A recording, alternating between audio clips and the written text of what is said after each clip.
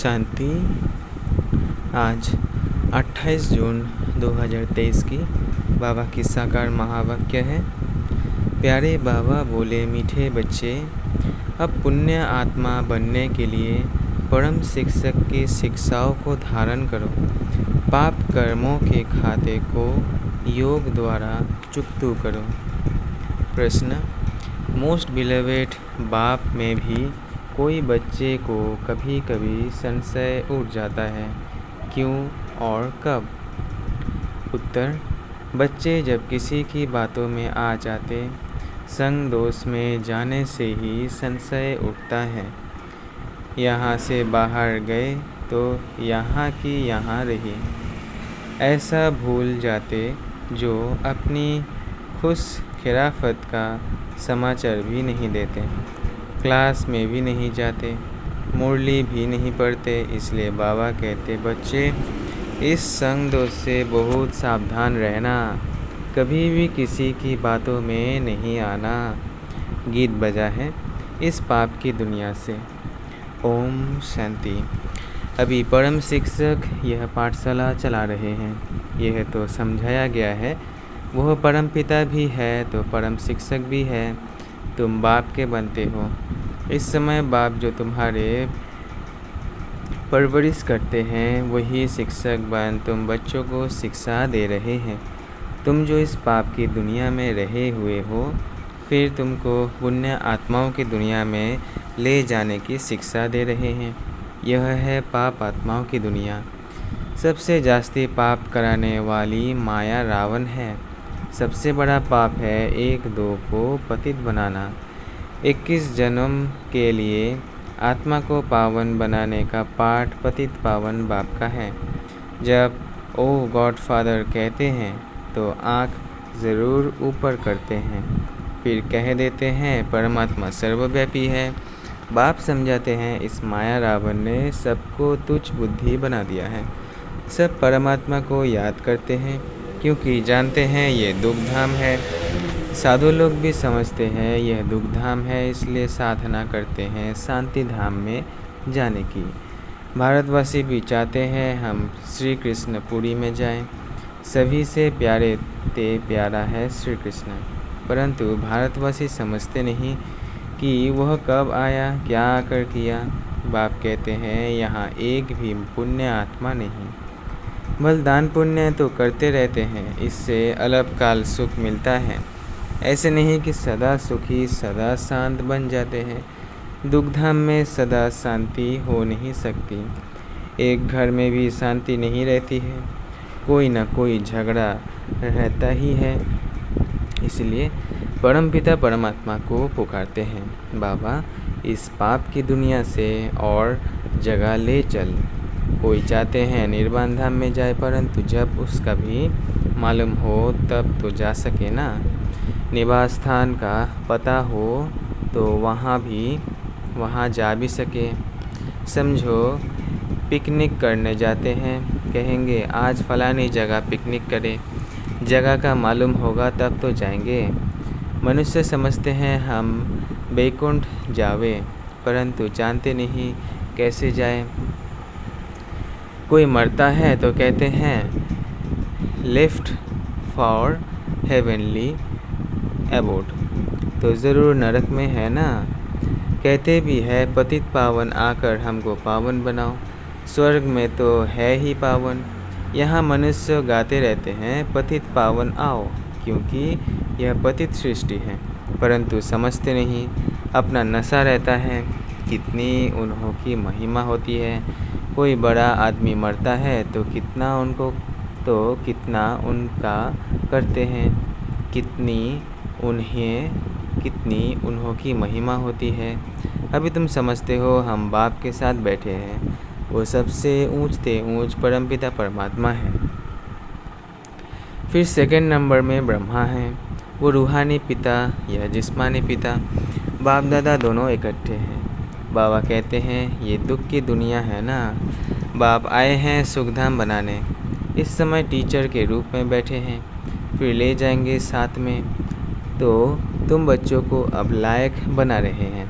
सभी को ले तो ज़रूर जाऊंगा, तुम जानते हो हम आत्मा निर्वाण धाम में रहती है। आत्मा जब शरीर से अलग शांत है तो राजाई नहीं कर सकती। राजाई करनी है शरीर के साथ। पहले तो ज़रूर स्वीट होम जाना पड़े तो ज़रूर स्वीट बाबा चाहिए।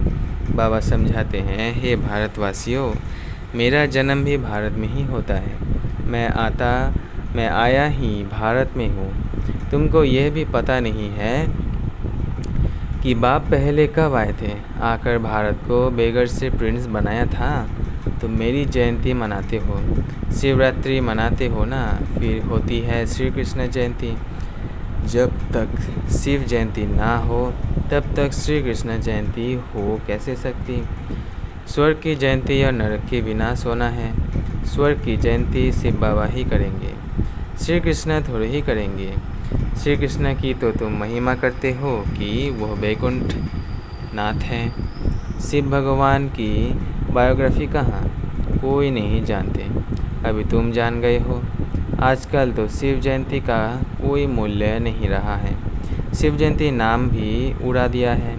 त्रिमूर्ति के ऊपर भी शिव के बदले त्रिमूर्ति ब्रह्मा कह दिया है।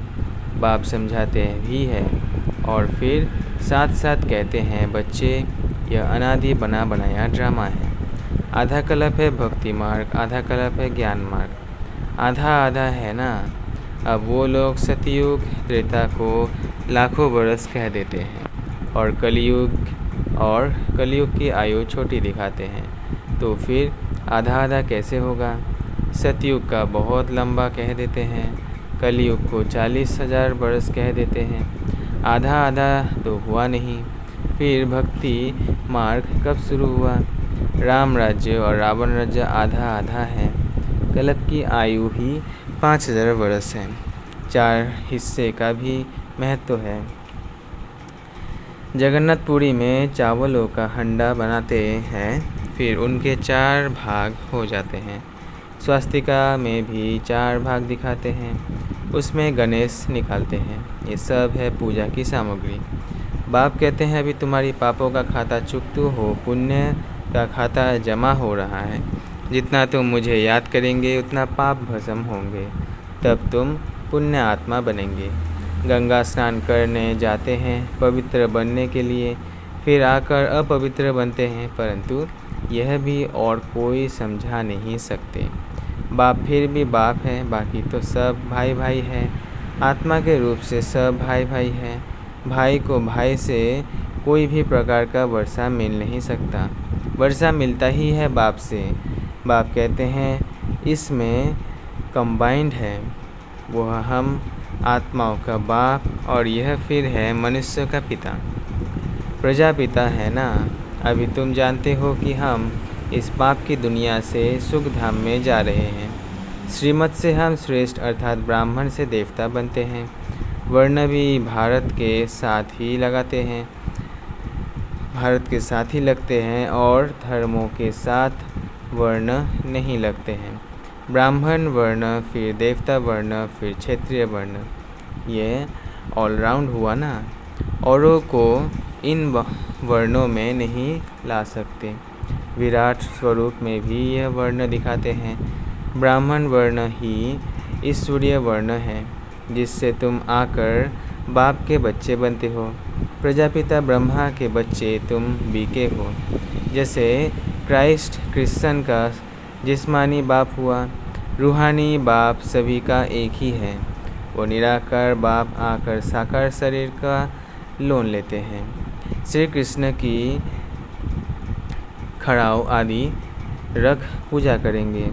शिव बाबा कहते हैं, मेरे तो ना चरण है ना खड़ाऊ पहनता हूँ। हम आत्माओं को अपना चरणों पर कैसे झुकाऊंगा। बाप कहते हैं, बच्चे बहुत थके हुए हैं। बच्चों का थक आकर मिटाते हैं, इस थकावट से ही दूर कर देते हैं। सतयुग में थकावट की बात ही नहीं रहती। अभी तो माया टकते टकते टिप्पर घड़ी घड़ी घिसाते टिप्पर ही खाली कर दी है। Waste of time, waste of money. बाप कहते हैं हमने तुम बच्चों को बहुत धनवान बनाया था, अब फिर बना रहा हूँ। यह एक एक वर्षंस लाखों रुपयों का मिल्कियत है। भारत कितना कंगाल बना है, इतना इंसॉल्वेंट कभी कोई होता नहीं। प्रजा साहूकार है, गवर्नमेंट लोन लेती रहती है, किस्म किस्म की तरकीब निकालते हैं लोन लेने की। भारत की गवर्नमेंट बेचारी सब भूल गई है। जो खुद मालिक थे वही पूज्य से पुजारी बन गए हैं। अब समझते हैं बरोबर हम सो देवी देवता थे, विश्व के मालिक थे। हम सो इस समय ईश्वरीय संतान ब्राह्मण कुलभूषण है। फिर हम सो देवता वर्ण में आएंगे, फिर क्षेत्रीय वैश्य शूद्र वर्ण में आएंगे, फिर ब्राह्मण बनेंगे। यह हम सो का अर्थ तुम समझते हो। वो फिर कहते हैं हम आत्मा सो परमात्मा।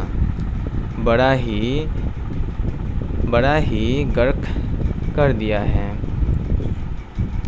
मनुष्यों को ये भी पता नहीं कि स्वर्ग कहाँ है। कहते हैं स्वर्गवासी हुआ अथवा ज्योति ज्योत समाया। आत्मा को भी मॉर्टल बना दिया है।